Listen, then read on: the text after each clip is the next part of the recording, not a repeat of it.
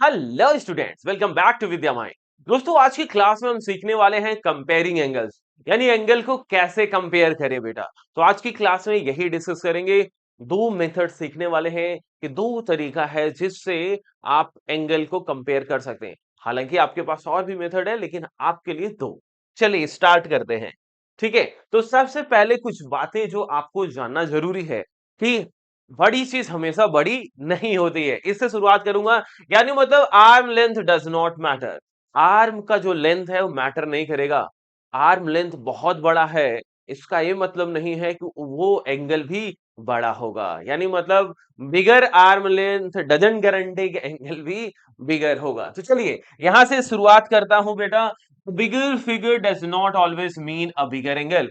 बड़ा फिगर का मतलब नहीं है कि एंगल भी बड़ा हो। यहाँ पे ध्यान से देखिए, लॉन्ग आर्म्स स्मॉल एंगल। बेटा जी, आर्म्स तो लंबे हैं, ये आर्म है बेटा, आर्म। ठीक है ना, ये आर्म है, देखो बिगर है बट एंगल तो छोटू सा बन रहा है। एंगल बहुत ही छोटू क्यूट सा एंगल यहाँ पे दिख रहा है। ठीक है ना। अब यहाँ पे देखिए, शॉर्ट आर्म, बेटा ध्यान से देखना, short arms large angle. Arm यहाँ पे देखो, ये जो आर्म है बेटा, ध्यान से देखिए यहाँ पे आर्म, ये आर्म तो स्मॉल है इसके कंपेयर में देखने में, बट ये वाला एंगल बेटा इससे बड़ा है। ये एंगल क्या है, बिगर है। समझ पा रहे हो कि नहीं। इसका आर्म छोटा है लेकिन एंगल बड़ा है। छोटा पैकेट बड़ा धमाका जैसा। ठीक है ना। तो बेटा यहाँ पे ध्यान से देखो, even with long arm the rays can sit a very close small angle, right ना। तो बेसिकली बड़े आर्म के साथ छोटे एंगल बन सकते बन सकते हैं। एग्जांपल के लिए मैं समझाना चाहूंगा, जैसे देखो, तो बेटा यहाँ पे ध्यान से देखिए, ये मैटर करेगा। तो ये कितना खुल रहा है, ये देखिए, ये जितना ज्यादा खुलेगा एंगल उतना ही बड़ा होगा। ये इंपॉर्टेंट है बेटा, ये इंपॉर्टेंट बात है। इस चीज पे आपको फोकस करना है। इवन विद शॉर्ट आर्म रे can spread wide large angle. तो यहाँ पे एंगल बड़ा बन रहा है स्मॉल आर्म्स के साथ, यहाँ पे एंगल छोटा बन रहा है लार्ज आर्म के साथ। ठीक है ना। तो यहाँ पे क्या समझने वाला है, बात है, समझने वाली बात ये है, what matter is the opening between the arms. जो मैटर करता है उनके बीच का ओपनिंग मैटर करता है, आर्म का लेंथ मैटर नहीं करता है। ठीक है ना, not the length of arm. क्या आपको मेरी बात समझ में आई। तो ये आपको एक चीज दिमाग में डाल लेनी है कि आर्म का लेंथ के देख के आपको ये नहीं बताना है कि ये एंगल बड़ा है। आपको उनके बीच में ओपनिंग देखनी है। क्या देखनी है बेटा, ओपनिंग देखनी है। ठीक है ना।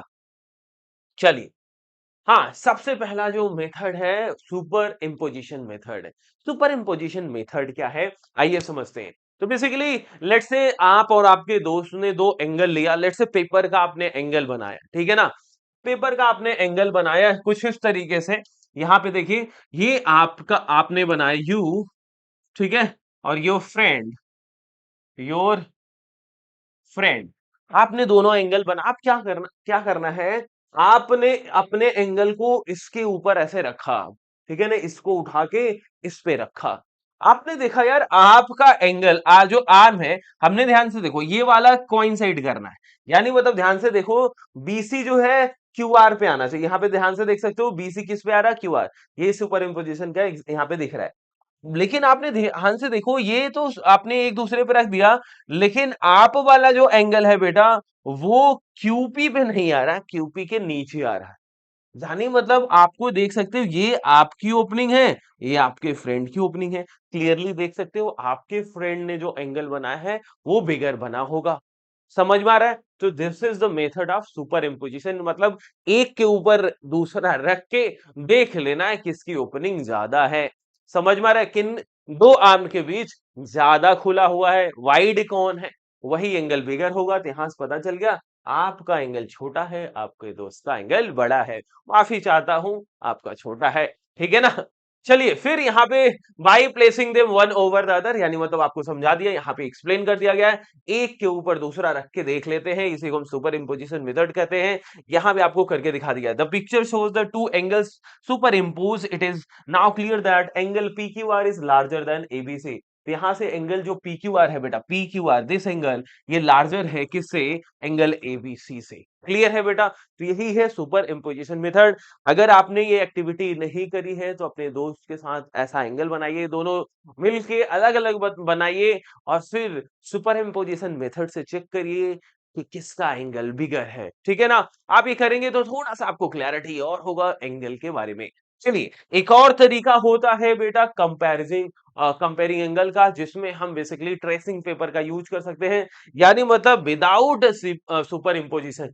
सुपर इम्पोजिशन ना करके हम ये चेक करेंगे ट्रेसिंग पेपर से। तो क्या करेंगे बेटा, how can we compare two angle without measuring, मतलब without measuring I mean to say कि सुपर इम्पोजिशन का हेल्प अगर ना लूं तो यहाँ पे हम ट्रेसिंग पेपर का यूज कर सकते हैं। ट्रेसिंग पेपर यानी मतलब ट्रांसपेरेंट पेपर आते हैं, तो आप एक दूसरे के ऊपर ऐसे प्लेस कर दीजिए, ठीक है ना। तो आप वहां से पेन से मार्क कर सकते हैं। पेन से जब आप मार्क करेंगे तो इसके बाद आपको पता ही चल जाएगा, ठीक है ना। तो यहाँ पे जैसे trace one angle on the tracing paper, place the trace vertex on the other, ठीक है ना, एक को ट्रेस करके दूसरे पे रखना होता है इसमें, ठीक है ना। अलाइन वन आर्म, जैसे आपने पिछले में अलाइन किया था, एक आर्म को अलाइन करना है। See where the second arm of the tracing falls, it's, ध्यान से देखो ये सुपर इम्पोजिशन के जैसा है। वहां हम दोनों एंगल एक दूसरे के ऊपर रख रहे हैं, यहाँ हम ट्रेसिंग पेपर यानी मतलब ट्रांसपेरेंट पेपर का हेल्प ले रहे हैं। तो यहाँ पे देख सकते हो ये हमने सेम कर दिया, और यहाँ पे देख सकते हैं डिफरेंस देख सकते हैं, इन दोनों एंगल के बीच में कम ओपनिंग है, ये ज्यादा है, यानी मतलब मैं बोल सकता हूँ पी क्यू आर ग्रेटर होगा किससे, ट्राइंगल एंगल एबी से। तो angle P Q R greater है बेटा, सही है ना। तो यहाँ पे रिजल्ट देख सकते हो, the second arm falls inside, यानी मतलब ये अंदर की तरफ है, अंदर की तरफ यानी मतलब ये कम खुला हुआ है, ठीक है ना। इसका मतलब ये है कि ट्रेस इज स्मॉलर, जो ट्रेस है वो स्मॉलर है। आउटसाइड मतलब बिगर, क्वाइन साइड मतलब इक्वल होता है, याद रखना। अगर एक क्वाइन साइड कर जाता, लेट से मैंने क्यूआर को क्यूआर पे रखा और तुम्हारे जो क्यूए है वो क्यूपी पे आ जाता, तो मैं क्या बोलता कि ये दोनों एंगल क्या है भाई, इक्वल हो जाते हैं, यानी मतलब क्वाइन साइड हो गए, ठीक है ना। आउटसाइड अगर जा रहा है तो बिगर, इन साइड है तो स्मॉलर, ठीक है। क्लियर है क्या आपको। तो इस तरीके से आप ट्रेसिंग पेपर के हेल्प से एंगल को मेजर कर सकते हैं। तो ये भी चीज आप घर पे कर सकते हैं एज अ एक्टिविटी, ठीक है बेटा। तो ये दो तरीका है आपको एंगल को मेजर करने का। एक तीसरा तरीका ऐसा भी हो सकता है कि आप बाई कंपेयरिंग कर सकते हैं, बाई ओपनिंग की कितना खुला है। जैसे मैंने एक एंगल ये बनाया और एक एंगल ये बनाया, तो आप ये देख के ही बता सकते हैं कि यार ये वाला एंगल बिगर है और ये वाला छोटा है, सही है ना, स्मॉलर है। तो ये दो तीन मेथड है जिसको आपको जानना है। आई होप आपको ये बात समझ में आ गई है। चलिए कुछ क्वेश्चन कर लेते हैं इस पे, तो सो दैट आपको ज्यादा क्लैरिटी आ जाएगी। तो यहाँ पे three angles with different arm length which is biggest and which is smallest आपको बताना है। तो आपको देख के ही बता सकते हो इसमें सबसे बड़ा कौन है। तो ये ध्यान से देख सकते हो, सबसे ओपनिंग कम है तो सबसे स्मॉल छोटा है यानी स्मॉलेस्ट है। ये थोड़ा सा ज्यादा खुला है तो मिडल में आ जाएगा, और ये सबसे बिगर है यानी मतलब इसकी ओपनिंग सबसे ज्यादा है।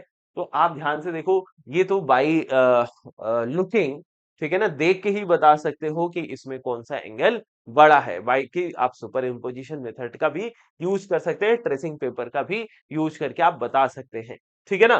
Don't be fooled, angle A has the longest, यहाँ पे ध्यान से देखो, एंगल ए के पास लॉन्गेस्ट आर्म है। इसका मतलब ये नहीं कि एंगल भी क्या होगा, लॉन्गेस्ट होगा। अभी हमने डिस्कस कर लिया कि आर्म का लेंथ बड़ा होना गारंटी नहीं देता कि एंगल बड़ा ही हो, ठीक है ना बेटा। चलिए आइए नेक्स्ट क्वेश्चन देखेंगे। Order these four angle from smallest to largest, आपको इनको ऑर्डर में रखना है।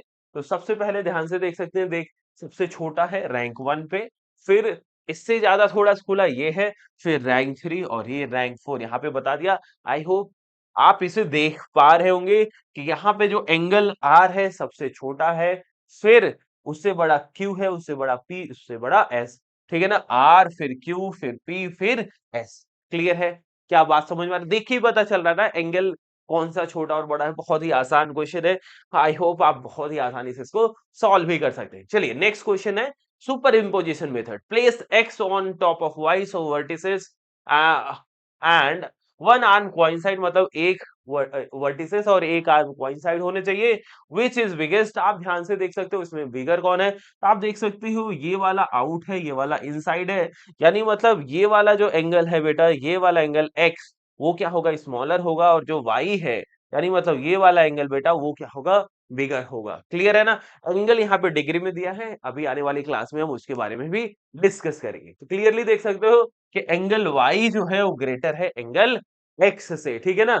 When super impose wise arm lies outside x, therefore आप बोल सकते हो जो एंगल वाई है वो ज्यादा खुला है, opens wider, hence angle Y is greater than angle X. क्या आपको कोई दिक्कत आई? क्या कोई दिक्कत आया? आई होप आपको ये बात समझ में आ गया कि एंगल को कैसे मेजर किया जाता है। एंगल को हम एक तो देख के मेजर कर सकते हैं कि यार सेंस करके ना कौन सा ज्यादा खुला है कौन सा कम। इसके बाद दूसरा है सुपर इम्पोजिशन मेथड, तीसरा है ट्रेसिंग पेपर। ये मेथड है एंगल को कंपेयर करने के लिए। बहुत सारे और मेथड हैं, आने वाली क्लास में उसको डिस्कस करेंगे। Thank you for watching Vidya.